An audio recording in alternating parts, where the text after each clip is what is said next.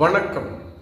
ரஜினியிடம் பகிரங்க மன்னிப்பு கேட்ட தவேகாவின் தேர்தல் பிரிவு மேலாண்மை செயலாளரான ஆதவ் அர்ஜுனா கடந்த 2 நாட்களுக்கு முன்பாக ரஜினி அவர்களும் தமிழகத்தில் சிஸ்டம் சரியில்லை, கரப்ஷனை சரி செய்ய வேண்டும் என்றால் தமிழகத்தில் ஆன்மீக அரசியல் தேவை, நான் அரசியலுக்கு வருகிறேன் என குறிப்பிட்டிருந்தார்.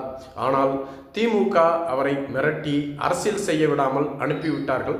இதனால் இறுதி நேரத்தில் கொரோனா காலகட்டத்தில் தனக்கு உடல்நிலை சரியில்லை என்று கூறி அரசியலுக்கு வராமலேயே சென்று விட்டார். இதற்கு காரணம் திமுகவின் மிரட்டல் தான்.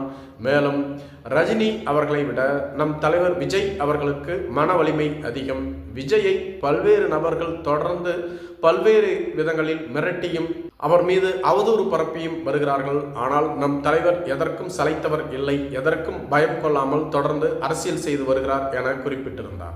ஆதவ் அர்ஜுனாவின் இந்த பேச்சு பூதாகரமாக வெடித்தது. தமிழகத்தில் இருந்த அரசியல் தலைவர்கள் என அனைவருமே ரஜினிக்கு ஆதரவாக பேச ஆரம்பித்தார்கள். குறிப்பாக அதிமுகவின் பொதுச் செயலாளரான எடப்பாடி பழனிசாமி, சி.வி. சண்முகம், துணை பொதுச் செயலாளர் நத்தம் விஸ்வநாதன், இதேபோன்று பாஜகவினுடைய மாநில தலைவரான நயினார் நாகேந்திரன், அண்ணாமலை, எல். முருகன், தமிழிசை சவுந்தரராஜன், இதேபோன்று மற்ற கட்சிகளைச் சார்ந்த தொல் திருமாவளவன், ராமதாஸ் என அனைவருமே ரஜினிக்கு ஆதரவாக பேசி வந்தார்கள். இதனால் ரஜினி அவர்களும் ஒரு அறிக்கையை வெளியிட்டிருந்தார்.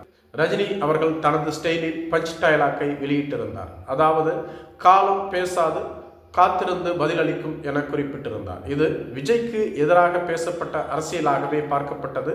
மேலும் ரஜினிகாந்த் அவர்கள் தனக்கு ஆதரவு தெரிவித்திருந்த அதிமுக மற்றும் பாஜகவின் தலைவர்களுக்கு நன்றி தெரிவித்திருந்தார். இதன் மூலம் அவர் விஜய்க்கும் திமுகவுக்கும் எதிராகவும் என்டிஏ கூட்டணிக்கு ஆதரவாக பேசுவதாகவும் அறிவிப்பு வெளியாகி இருந்தது. இதனால் தவேகாவின் தேர்தல் பிரிவு மேலாண்மை செயலாளரான ஆதவ் அர்ஜுனா அவர்கள் இன்று ரஜினியிடம் பகிரங்க மன்னிப்பை கோரியிருக்கிறார்.